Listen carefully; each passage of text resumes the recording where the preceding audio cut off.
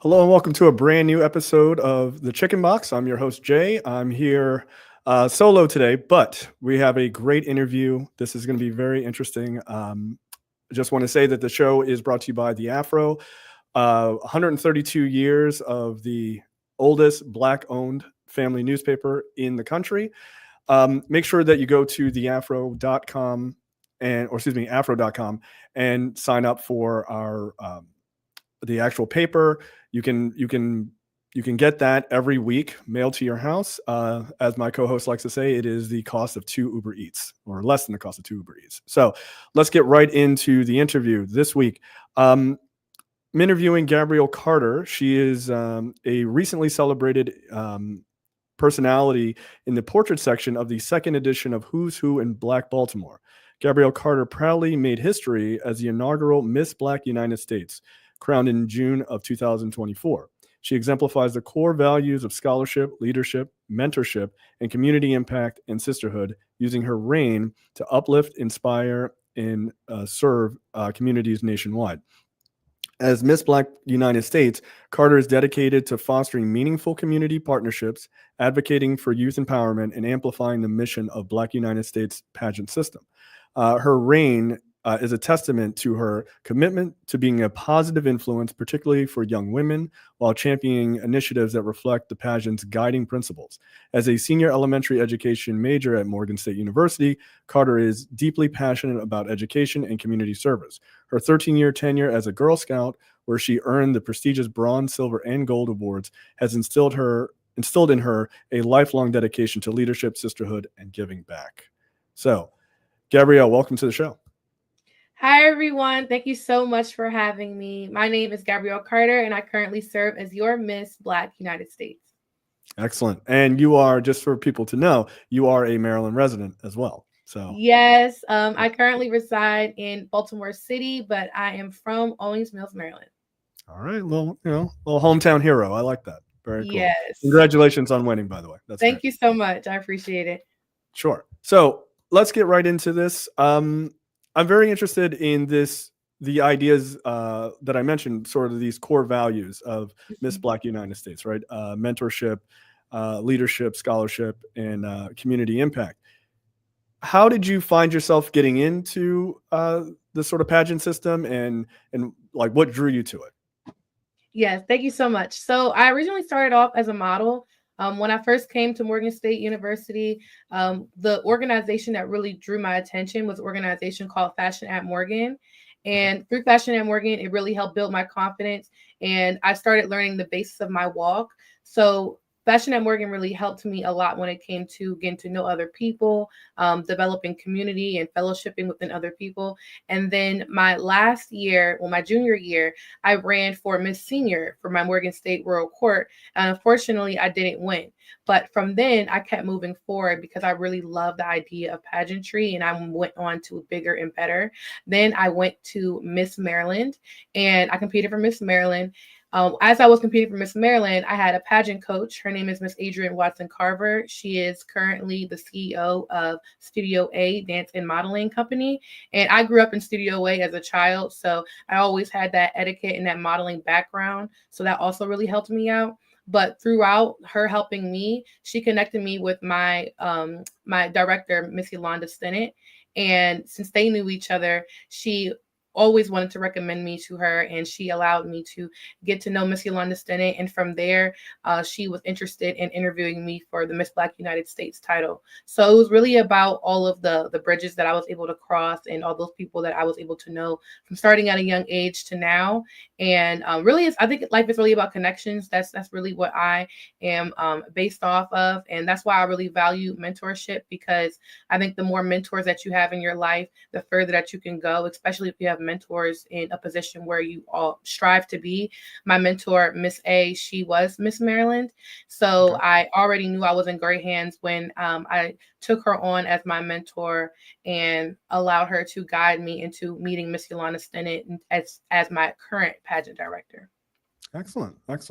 And how old were you when you were doing this? Just curious because you were in college. Yes, I was in Obviously, college. So this all happened last year. I've actually only been in 3 pageants, and that's why I think this is such a blessing, honestly, to be able to make it this far in such a short amount of time.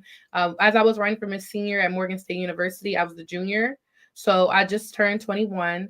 And I gained my title at 21 years old, which is pretty young, honestly. My title lasts until 21 to 29. So women from that time frame can run. But yes, I probably am going to be the youngest because it starts at 21 and it ends off at 29. But that's also why we have different divisions. So we have my division, we have a teen division, and then we have a Mrs. division if for women who are married, and then a Ms. division for women who are older than 29. Okay. All right. Excellent. So, okay, you're, as I mentioned earlier, you're a senior elementary education major. Yes. So, how is teaching a thing that you always wanted to do? Were you one of these many college kids that goes to school and you're like, I got to figure it out, and then you find your passion while you're there? Like, do you have teachers in your family? Like, how did you get pulled into education? Yes. So I actually never had any other teachers in my family or really had any direct impact as far as looking up to teachers. When I grew up, I never really had any favorite teachers. I feel like all my other counterparts always had a favorite teacher that they just loved. And I never really could pinpoint one favorite teacher. And I felt like that was really a problem. When I came to college, at first I wanted to do psychology because I really liked looking at the intellectual minds of people and getting to know people and seeing why people do certain things. But then I realized how much I love children. I took a childhood and development class in high school my senior year, and I really enjoyed that. But honestly, my mind was still on, oh, teachers aren't going to make enough money. I don't know if it's worth it. So I automatically went to psychology. But with deep thought, I was like, I'm going to do what God has placed me on this earth to do regardless. And he'll make a way no matter what. So that's what I ended up doing. From the start of my freshman year, I changed from psychology to elementary education, and I kept it ever since. Currently, I'm in my second phase of my internship, and I'm currently an intern at Rossville Elementary School, interning with third graders, and I love third grade, honestly. Yeah.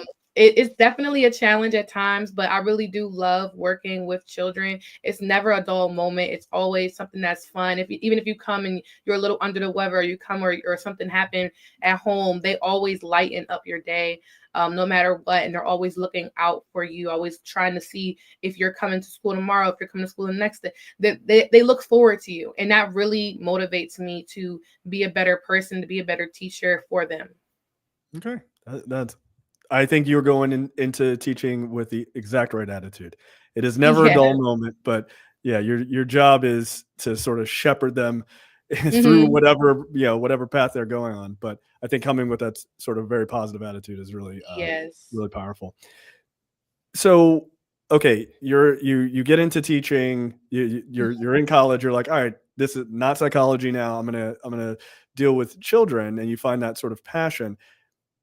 Where does the mentorship come in, right? Like, so it's one thing to teach children, but it's another to sort of take that and this idea of really guiding them, maybe not even just in school, but sort of past that. Does that mix with your experience in pageantry, right? Because you were talking about how you had this one coach who kind of mentored you into meeting this other one.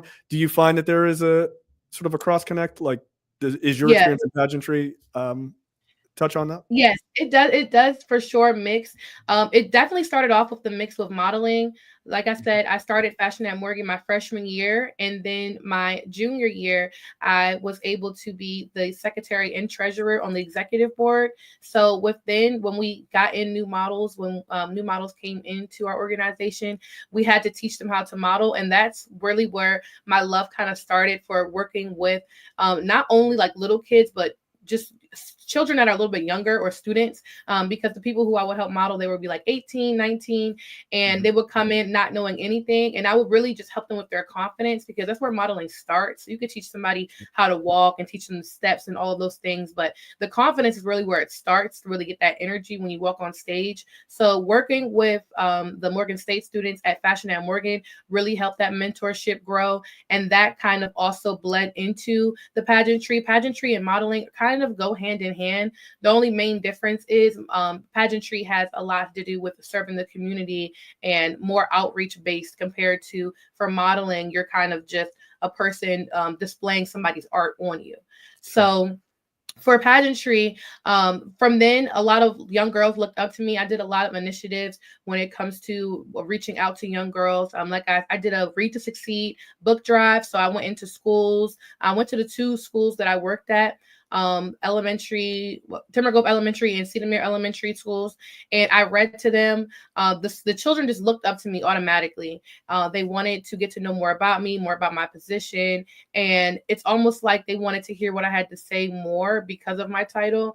And a lot of children haven't seen a beauty queen or they haven't even understood what pageantry was. And they were just so intrigued on the book and listening to what I had to say. And that really just meant a lot to me. So from then, I started doing a lot more when it comes to outreach and serving the community. One of my favorite services was the Cruise for a Cause. And I went to the Bahamas this past November to work at, or to volunteer at, a children's hospital for children who are orphans, basically, in the Bahamas, who, whatever reason, their parents weren't able to support them or take care of them. So they were all sent to a Bahamas children's hostel, and they were able to be supported by the staff members, but we wanted to come to make sure that they have a bright light on them. We did donate some things to the facility, but it was really for just the mentorship, to get to know them, to see how they are as a person, to talk to them. Because a lot of people can donate things, but they don't spend the time with the children. And that's really important for childhood development, to talk to children as just people and to try to get to know them and not belittle them or anything. So I really enjoyed that. Almost everything that I do kind of is circled around children, because like I said, I never really had that person growing up. So I just really want to be better for this next generation. Yeah, no, there's an old saying that sort of applies here, which is physician, heal thyself, right? Like, yes. That idea of like, you didn't have that, so now you're working doubly hard to try to make that better for the next generation. I think that's very powerful. So you went out for Miss Maryland previously, right? You mentioned that, and then you found yourself doing this pageant and obviously winning for Miss Black United States. Did you find that there's a difference in what your experience is as a Black woman? Did you find that there was a noticeable difference between the 2 pageants? Yes. Okay. I'm curious. I did enjoy my experience for Miss Maryland. I believe that for the Miss Maryland competition, it's more of a quantity over quality. I ran against almost 100 women. It was a very long process. It was a very long show. And I mean, it was great to get to know the other women, but it seemed like it was almost rushed day of, as far as all of the elements that we had to do as far as swimwear and gown. And it didn't seem like they really wanted to pour into us as women or get to know us as women. The interview really wasn't long. And I feel like if you're representing Maryland at such a high title, then the interview should be a little bit longer, and we should get to express our personalities, and they should be able to feel us a little bit more than what we had. I do think we were a little bit short when it came to the interview process to get to know us. However, it was a great day, and it was a great production for sure. The production was like no other, honestly.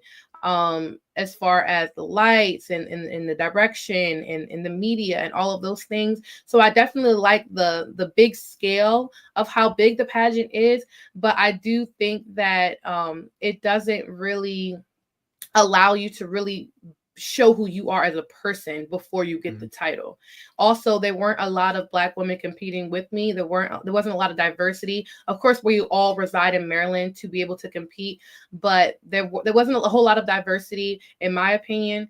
And I really like my pageant because I'm able to pick and choose my appearances. I'm able to figure out, okay, I want to go here because I see that this is where this is needed. I was able to say, I want to go to the elementary school that I that I graduated from. And Right. I think that's really important to be able to pick and choose your own appearances and pick and choose how many times you even want to appear, because you set the standard for yourself in a way that nobody else can set up for you. And I think that that's really important.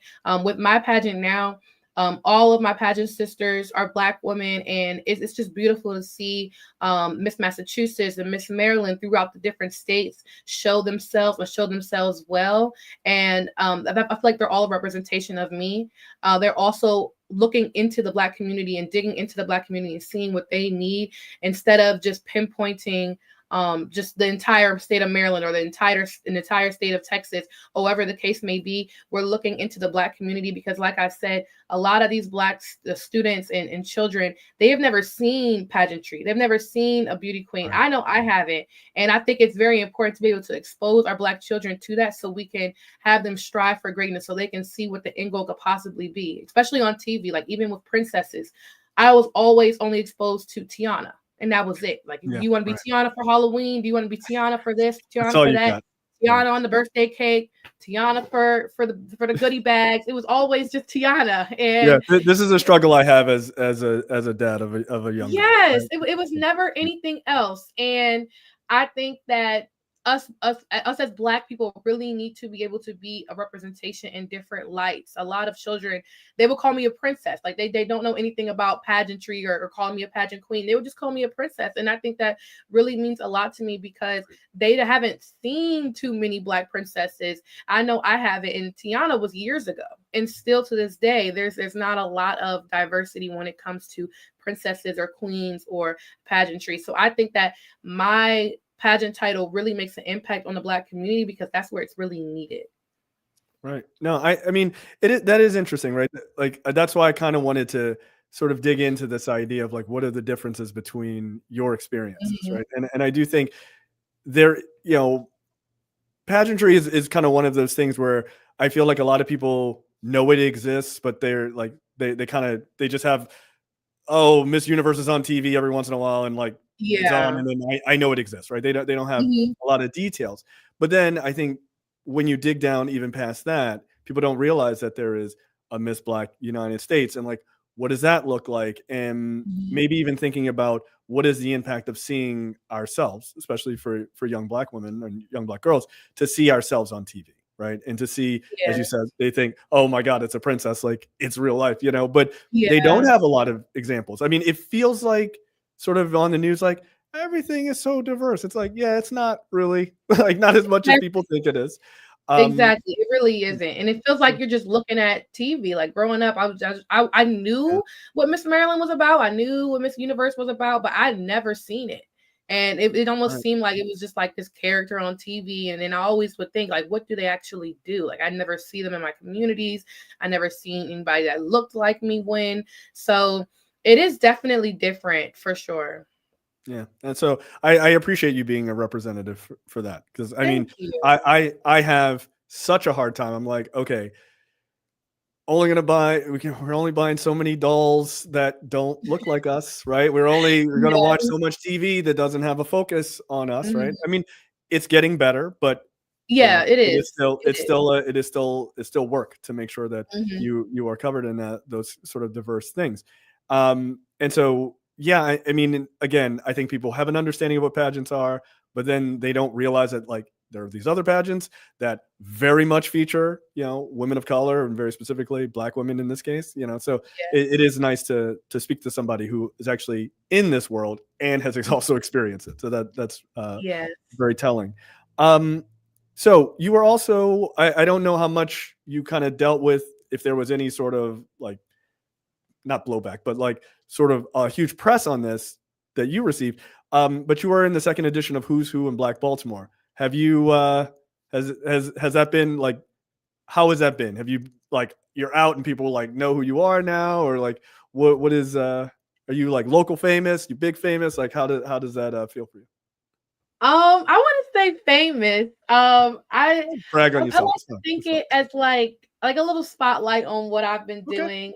I Yeah. really do appreciate it. I have gotten a lot of comments and replies as soon as that came out. So I really do appreciate all of the kind words from people and being able to see that other people recognize me for what I do.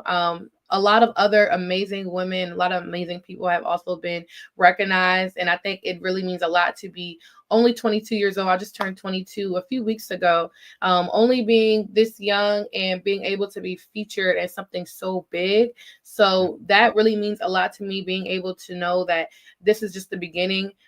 This is just the start of my 20s. So I'm just very excited to see where God takes me throughout, because this really just showed a testament of my journey and how far I've gone so far as Miss Black United States. Excellent. By the way, I love your answers because I can tell how good you are at like responding and stuff. You got your lines. It's like, this is perfect. It's perfect. Thank you. Well practiced. I love it. Okay, there's our co-host. How you doing, sir? Hello. Good. Hey. I'm sorry, guys. The plane was late. I'm in this hotel. The internet was not right, but we are not talking about that. Welcome to the Chicken Box, everybody. If you just tuned in, we are now pulling the curtain back and finding out what goes on behind this. I like how you said pageantry. Yeah. Gabriel Carter, how you feeling? How old are you, Gabriel? I'm 22 years old. Thank you for having me. The double deuce, man. I got kids from from 18 all the way to 29, 6 of them. So you fit right in there in that gap. So Yeah. maybe I missed this and sorry, but have you been in pageants since you were a child? Actually, no. My pageant experience is actually quite unique. I started off as a model. I started off modeling at Fashion at Morgan when I went to Morgan State University my freshman year. I joined Fashion at Morgan. I knew I liked you, Gabriel. Oh, Shout you're out to the working Bears. Shout out Yes, to the Bears. go Bears. Go Bears. Yes. So I'm currently still at Morgan State University. I'm graduating next month. But Fashion at Morgan really was able to make a ground point for me. So from Fashion at Morgan, I was able to get to know a little bit more about modeling. And then my first pageant, technically, I ran for Miss Senior for Royal Court. That was last April. And then that was my first pageant. Then my second pageant, I ran for Miss Maryland. And that was in June last year as well. And then my third pageant was Miss Black United States.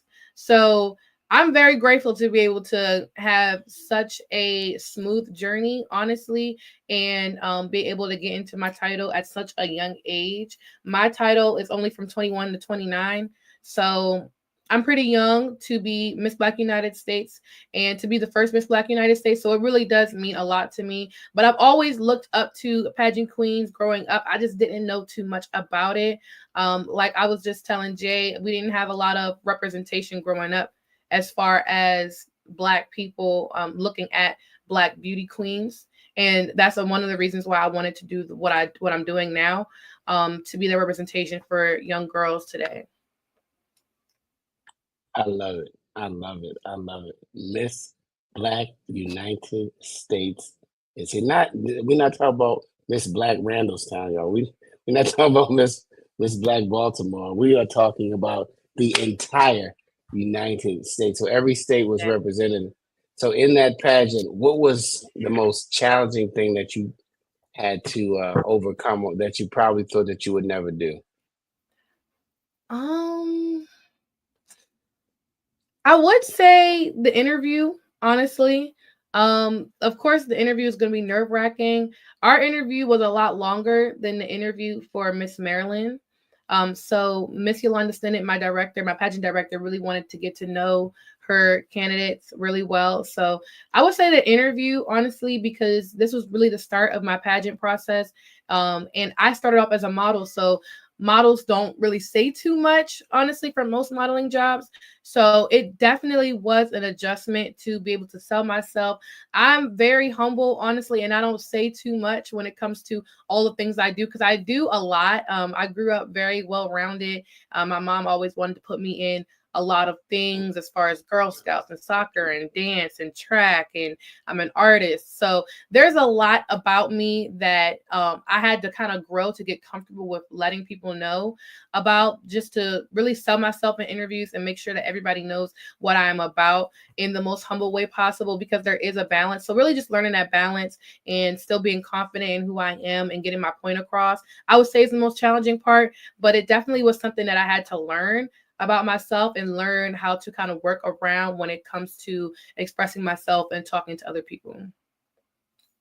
So the talk part was different, but the walk part, you had that down packed from the fashionettes. Yes, I kind remember the of. fashionettes I would at say that. Western. Where'd you go to high school? Franklin High School in Ricestown. Okay, all right. Mhm. Way out there. Like if you're Yes, coming yes. from the city, you're going to drive going to Franklin. If you just tuned in, we have Gabrielle Carter, Miss Black United States, also Who's Who in the second edition in Black Baltimore. Congratulations. Jay, Thank you. I just came right in. So jump back into your conversation. Y'all could have been talking about anything. I'm just like, I was a fly on the wall backstage for a while, because everybody, I know, like, you wearing your, is it called a tiara A or crown. Crown. Okay, you're wearing the crown. Okay, I know when people wear the crown, I've seen people walk through the airports in there. That's probably a tiara, right? Not a crown. I mean, it's really the same Like thing. when it's somebody's birthday and they put Yes, I'm yes, 21. sometimes. What Or are like they a wearing on their head? Yes. Yeah, that's just Yes. that's a bachelorette Party party. favor. Yeah, it might be a bachelorette party Yeah. going on. You might want to feel special, put a She tiara said, on. don't confuse that with this here. This is the Right. Miss Black Earned. United States. Right. Fair enough. Fair enough. Yes. So I have a question. You had Mhm. talked about your connection with the past winners of Miss Black United States, right? And even some of the women that you competed against in other pageants, like Miss Maryland. We had talked about one of the sort of the core principles of Miss Black United States being sisterhood. I'm very interested to talk about what has been your sort of direct experience with the past winners of Miss Black United States, and do they mentor? Do you guys sort of mentor each other, or do you, because each of you are sort of forging your own way that you're handling wearing the crown and how you interact with communities and stuff like that. So how was that connection between you and the past winners? Thank you. So I can only really speak for the past winners for Miss Maryland. I'm the first Miss Black United States. Right. I So apologize. there weren't any winners before me, but I do have some women who are Miss Maryland or Miss Southern who ran for Miss Black United States and then are a Miss for a state and compared to a national Miss. And really, sisterhood is so important because it's really just going by the golden rule, understanding that you treat people how you want to be treated. Honestly, win or lose, everybody kind of has the same outlook on serving the community for the most part. Whether if it's serving the community on a wider range or on a range a little bit more personal to your hometown, it's the same thing and it's the same goal. Our pageant director, Miss Yolanda Stennett, really has created an opportunity for us to really get to know each other, which is great. And she treats us in the same manner. So when we get our special packages from companies and when we get those little things and gadgets and stuff like that, everybody gets it. Everybody gets supported in the same way. Of course, the national title holders are going to have a little bit more responsibility when it comes to appearances and things like that. But everybody has their own way of serving their community or holding their crown or holding their title to however they want to have it. Like I said, we are able to come up with our own appearances. So my pageant sisters who are representing the states, they can use whatever they want to do to impact that state. And if they want to bleed into other states, that they can sure do that. But as far as sisterhood, it's really just treating people how you want to be treated. Even if I won Miss Maryland Black United States, I would be so happy to be Miss Maryland Black United States. It's really the intention. And that's also why I love how long the interviews are and how strategic the process is to become Miss Black United States or anything for Black United States, because our project director really wants to get to know who we are as a person and wanting to be missed for the right reasons. A lot of beauty queens just want to be cute and just maybe post a couple things on Instagram or Facebook and not really step into their community and be intentional with their appearances. I think that with every appearance, it has to serve a purpose and it has to be able to represent me in a certain way that I want to be represented. So I think that with our pageant system, it's really important that we are talking to each other, we get to know each other as people, and that our intentions are pure, so that it doesn't matter where you are in your pageant title, where you fall, you're still wearing a crown, you're still wearing a sash, you're still representing the organization, and we all plan to represent the organization well, no matter where we fall in line, as far as if you have a state title or if you have a national title. Excellent. Yeah, I have to imagine that connection to, well, you will be the first, but that connection to winners in the future. Yes. Much like your mentorship for young children in your passion for education, you're going to also, I mean, you're the youngest now, but there's going to come a time where there's going to be another like 19, 20-year-old who wins. And you're like, all right, back in my day, 5 years ago, like this is what we did. And, you try to shepherd them on. So I think that's a powerful thing, to not only take that mentorship that you have such a passion about in elementary school, but to bring that to the pageantry work. And then they are then bringing that to the community again, right? It's like this very powerful loop of mentorship and then bringing that to kids. So that's pretty great. Thank you. You want to get in here, sir? Black United States. Don't get it confused with Miss Black USA, right? It's totally different. Yes, totally different organization. Yeah, completely two different pageant systems. There's a lot of different pageant systems, and it can get confusing. But we all run under the same purpose. Miss Black USA actually is very close to Miss Black United States as far as the core values, and even locally. I actually haven't gotten a chance to meet Miss Black USA, but she has the same mentor, Miss A, that I have. So we both kind of grew up in Studio A Modeling and Dance Company, which is actually very interesting. We're both Miss A's babies. So it's it's really beautiful to be able to see both of us excelling in our positions. And who would have thought we both would serve such high titles through the same mentor. Man, Baltimore got some talent, y'all. If y'all haven't seen, you just tuned in. This is the Chicken Box, powered by the 132-year-old media company, the Afro American News. I left paper off because paper's going, but we still have it. But we're a media company now, so we're transforming. We're talking to Gabrielle Carter. Gabrielle, tell all your friends at Morgan State to check out afro.com, all your colleagues. Had you heard of the Afro before you got on the show? Funny story. So I've been a Girl Scout. I've been a Girl Scout for 13 years, and I earned my bronze, silver, and gold awards. Throughout me winning my gold award, I had to come up with a project, and we all had to have a mentor. My mentor was Dr. Draper. Oh, and okay. Yes, and I was 18 years old when I first met Dr. Draper, and it was I didn't know anything about Afro news before I met her, but she allowed me to work so much on my writing and she really got to know me as a person, and that was my first opportunity to get to meet her and to get to know the company, and that really meant a lot to me.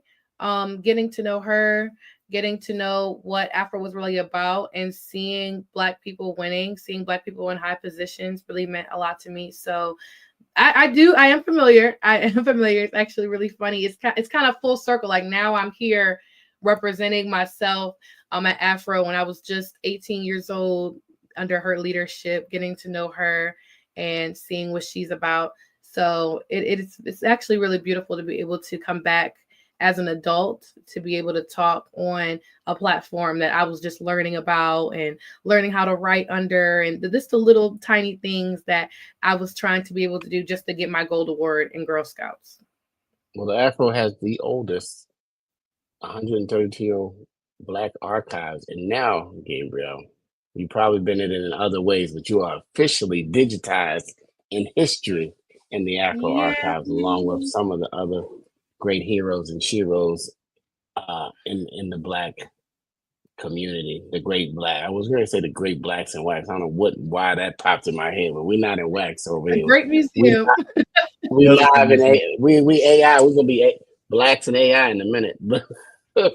So the crown. Tell us about the crown. Does it have like each jewel mean something, or Not necessarily. It's Black to represent the Black community.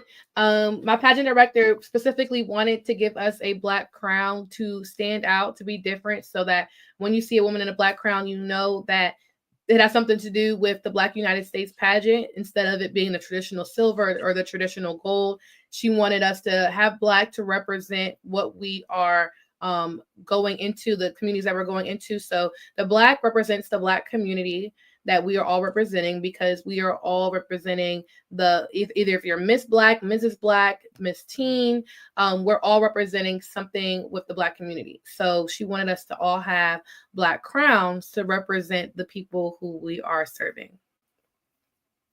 absolutely? I love the Black crown. I mean, Thank you. it is regal. It is like, it's like up there with at the top when it comes to just looking like amazing. You know what I mean? Thank you so much. I've never seen it. I zoomed in. I wanted to find myself staring at the crown. You know what I mean? So do you keep these crowns, or do you have to turn them back in when the next Miss Black United States wins, or how does that work? We're able to keep them. So each Miss, it's almost like a keepsake. Each Miss after me will be able to keep their own, just so they can remember that time in their lives where they were able to serve. So I will keep my sash and my crown. I have a little crown box, so I keep my crown safe in my crown box, and then I hang my sash up. So it's probably still going to be a decoration in my room on Juneteenth when I do crown the next woman. So I am very excited to do that. Yes, it is coming up. So my term has a little less than 2 months left, but I'm very excited to be able to to have all of these opportunities that I've had, and to be able to still have a little bit more time to show who I am and to get to know more people and do more appearances. But yes, I am able to keep it, which is an amazing, amazing thing that I'm able to keep it and look back at this time of my life every time I look at it in my room. So this is your senior year? Yes, it's my senior year at Morgan State. I graduate actually next month, May 17th is graduation. Thank you. Congratulations. So what's on the horizon for Gabrielle Carter? Yes, so I'm an elementary education Oh, Gabrielle. major. How do you say it? Gabrielle? Yeah. You meet people, and I know a bunch of Gabbies. I guess that's why, because everybody messes it up. Is it Gabrielle? What do you say? It's Gabrielle. Gabrielle. Okay. Mm-hmm. I got it. So what's next on the horizon, Miss Gabrielle? So I'm currently an elementary education major. I'm planning on teaching second or third grade in the fall. Right now, I'm still interviewing schools to see where my home will be, but I know I do love Baltimore County Public Schools. That's where I spent all 12 years of my education in, and I loved it. I also interned Baltimore City Schools, but I want to come back home to Baltimore County. I love Baltimore County so much. So I could see myself going back and teaching. I really do love teaching and working with children. Like I told Jay, it's just an amazing opportunity to be able to work with young minds. It's so much fun. It really is. It's so much fun because you could be sneezing. I remember I was sneezing one day, and I think my voice was kind of like getting a little hoarse. And I told my students, I was like, well, Miss Carter doesn't want to raise her voice today because I'm struggling. And then one of the kids came up to me and she was like, let me take you to the nurse. So they're very kind. They're very kind. They're very funny. Yeah, I really do love my job. It's always it's always a bright light, even if you feel like you coming in and you feel a little under the weather or something must have happened at home. They brighten your day up, and to the point where you're not even thinking about it. So I always wanted a non-traditional job. I didn't want to sit at a desk, because I just feel like I'm so creative as a person. I love being able to show my creativity. I like to sing, even though I'm not good at it. I love to sing. Hey, And I like to sing sing and like make up. nobody's watching is what I say. Sing Yes, like I nobody's like watching. to make up like little skits and things for my students, and me being creative and sing songs to get them to remember the content. So yes, that's the plan. This fall, I'm going to be starting in my own classroom. I have not heard that answer from a young superstar in a long time, and you can see that you are born to teach. It wasn't like, I guess I'm gonna be a teacher. No, you were like, oh, I'm getting to this. I can't wait. Yeah. I don't know what school I'm gonna be in, but I'm gonna be in Baltimore. We need more young teachers. Yes, Whoever's and it makes a watching, big impact. 100%. It definitely absolutely, does. It does. absolutely. Jay, Look, I think this, Gabrielle, I appreciate you taking the time to talk with us. I think there is a lack of representation in a lot of ways. I think the pageantry is another place that Black people are not just, surviving, but thriving, and a lot of people don't know about it. So I appreciate you coming in and talking with us about it. It was really enlightening conversation. It really was. And I wish you all the luck in your last 2 months of your tenure, but still, I think that's very cool. And you got the whole future ahead of you. I mean, you're getting ready to start your career and everything else. So this is a pretty good way to start your career, as being, the first Miss Black United States, and being able to take that and take what you've learned and bring that into the classroom for these kids that you're very passionate about. So I guess now we'll do the, we'll get on the box. I'll go first since I'm already talking. I have a big mouth anyway. So I will just say thank you again for what you do. I think that's great. Congratulations on all your success. Clearly you're on the right trajectory in life. So we look forward to hearing even more from you. I'm sure you'll probably be in the 3rd annual Who's Who in Black Baltimore. So good luck in all your endeavors. So thank you. Thank you so much. so this is the Chicken Box, and for those who just tuning in, thank you for tuning. Tyrone, Jewel, anybody else watching, share this with all of our beautiful Black women, little girls out there. 'Cause little girls, my daughters used to love to dress up like a princess, and I guess they thought they were in the pageant. They had them little plastic shoes. They used to slide around my floor, Yeah.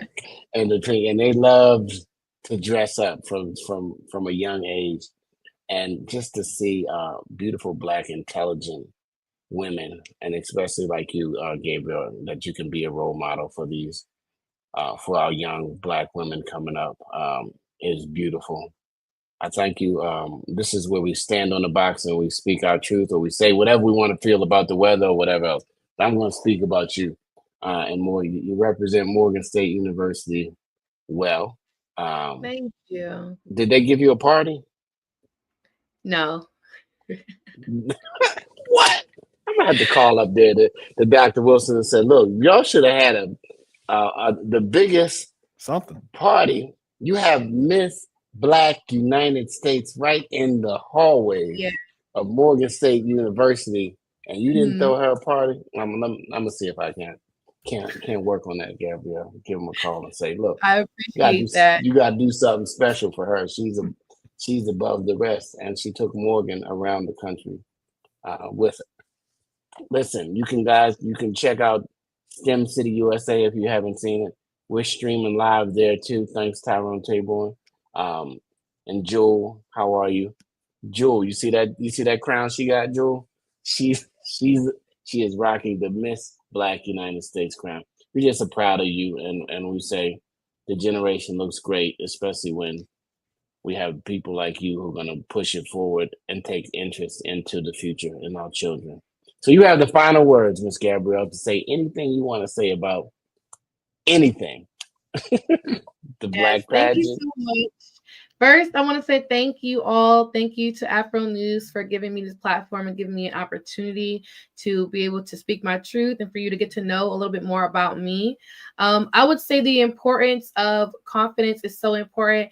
One of my main platforms is growing confidence within our youth. It's important to be able to be well-rounded and being in as much as possible growing up, especially for parents. Don't be afraid to put your children and expose your children to as much as possible, because the children of this world are the future. Honestly, being able to be in Girl Scouts. I was probably one of the only Black girls in Girl Scouts growing up, and I was almost talked down upon for being a Girl Scout up until I was 18, still selling cookies at 18, 17, 16. But it taught me so much as a woman. It honestly taught me to be resilient and to stick things out. If you start something, finish it. So when I was in Girl Scouts, I still was a cheerleader. I still did other things, and it allowed me to grow my confidence. I believe that the more you put your children in, the more well-rounded they are and the more confident that they will be in other realms of life. When it comes to picking a career, never stress about picking a career. I believe that God has put everybody on this earth for some type of reason. And I know that I'm here to empower, no matter if it's just for teaching, if it's for being Miss Black United States, if it's for modeling and showing a designer's art on me. I believe that I'm here to empower whoever is looking up to me to see a bright light and to not be intimidated, to be inspired. I think it's important to show yourself as somebody that's better than where you, or an improvement from where you came from. My parents really did a lot when it came to making sure that I was well-rounded, making sure I was great, making sure that I had all of the materials that I have, no matter what sacrifices that they had to make for me. I know that they worked hard for me to do what I'm doing now, and for me to be what I am now. So I just want to make them proud. Always think, how would your parents want for you to be? And it's never too late to start to do new things or to come up with new hobbies. It's never too late to strive to do more, because life is really worth living. Some people might not get or might not understand why they're put here on this earth until later in life. Don't ever compare yourself to others. I believe that comparison is the thief of joy in all entities. So being able to get to know other people just for you, and not for getting to feel like you're on this high pedestal or comparing yourself to others. Just doing things for you means a lot. Like I said, for the parents, it takes a village to raise a child. I'm very strong on that. Being able to reach out to other people if you need help, or having a strong relationship with your child's teachers means a lot. As a teacher, I just want to be able to connect with my parents as much as possible, because I know that it does take a village to raise a child, and our children are our next generation. Growing with confidence in our youth starts with home. It starts with the village, and the village needs to be strong enough to be able to support our children, to be able to support the students that are going in and out these schools. A lot of kids go through a lot more than you would think. For real, they really do. And look at children as people sometimes. Sometimes people belittle children because, oh, you're a child, stay in a child's place. But children really go through a lot mentally. So think about a child in your life and think about how you can relate to that child in some way and pour into that child in some way, and just talk to them as a person. Because some children, behavior is a cry for help. Behavior is a communication. No child is bad. So calling kids bad and keep using and continuing to using that word is really just negative when it comes to the Black community. Behavior is always communication. Always think about, hey, how can I help you? How can I support you? Instead of just jumping to conclusions. Because like I said, we need to be we need to be better than our parents, better than our grandparents, as far as breaking the stigmas on calling children bad and jumping to conclusions and not trying to help but to hurt. It's so important to be able to build confidence within our words and making sure that we are a part of a village. Even if you have a cousin of a cousin of a cousin, if you know you have a young student in your life that you can support, do the extra to be able to support that child, because you never know what children are going through. Like I said, children are people. So be that person that you didn't have. That's what I'm trying to do in the best that I can. I know I didn't have a Black teacher growing up, a young Black teacher, to be able to look forward to be able to relate to be able to just pull to a side and say, hey, I'm struggling with this. Be able to be yourself, but also be a human for somebody else, and be able to be there for somebody else as well, because you want to be able to think about what impact do you want to leave when it's your time, when God calls you. Who can you say, okay, they impacted me? Who do you know that's able to say, oh yeah, Gabrielle Carter was able to be this person for me, even though God called her up and it was her time, then I'm able to show what Gabrielle Carter has shown me through somebody else and passing that down. So we have to really think about all of the generational curses that we're able to break, because life goes on and on and on. Life is worth living, and I'm definitely a testament of that. Get into your word as much as possible. I'm Christian. I'm very strong in my faith. So Jesus is coming. I'm very passionate about being able to be yourself in any room that you walk into. Don't ever dim your light for anybody. If you feel as though you are able to be who you are because of your religion, that's how I feel. I believe that I wouldn't be anywhere than where I am right now without God. And God has brought me to this position a couple, not even years ago, months ago. I wouldn't ever imagine myself speaking on this platform. Like I said, my interview was probably my hardest part of my process, becoming Miss Black United States. And here I am interviewing over and over again with different platforms and with different companies. And nothing's ever going to be perfect. Don't ever beat yourself up, but just be who you are for somebody else. Man, if that wasn't a mic drop, y'all, if you missed the whole interview, right, just go back to those last 5 minutes of Gabrielle Carter, Miss Black United States sermon, and you make sure you take some sermon notes. And look, she was talking to everybody, like everybody could have put their feet in, because she stepped and rolled over everybody's feet. But with love, I loved it. You just pushed. If you didn't push somebody to their purpose today, Gabrielle, God bless you. I love to have a young woman just stand strong for God. You are going to have such a blessed impact on people's lives. It's going to be so much. it's going to be amazing. It's going to be amazing. Bonnie Dean says powerful. Asia says powerful and inspiring interview. You were just preaching. I'm going to go back and watch that later. I'm just going to take that little clip, cut my little bald head out, and I'm going to take that clip and listen to it. But thank you again for coming on to the Chicken Box, powered by the Afro News. And a little secret, I'm Dr. Draper's son. So anyway, I don't know why I didn't know that y'all. I don't know all the things she does anyway. But anyway, look, remember, call a senior. Don't text them. Call a senior or stop by, do a random act of kindness for them, and help them out. Buy them some groceries. If you're too busy, send them something. You know what I mean? You can send them something to help them out. You can have their grass cut. Whatever you can do to help a senior, give them a call. They really miss you. You don't just call them out when you need some money from grandma. Just, you know what I mean? Just give them a call and tell them you were just thinking about them, and they're going to be like blown away. Like, you just called me for what? Just because? Oh, okay. And that's going to make their day. Jay Jackson, our producer, Asia Perry, what do I call her? Asia Perry, and everybody else tuning in. Thank you and have a wonderful day. Until next time, God willing, we will see you again on the Chicken Box. Morgan State. Shout out to Morgan.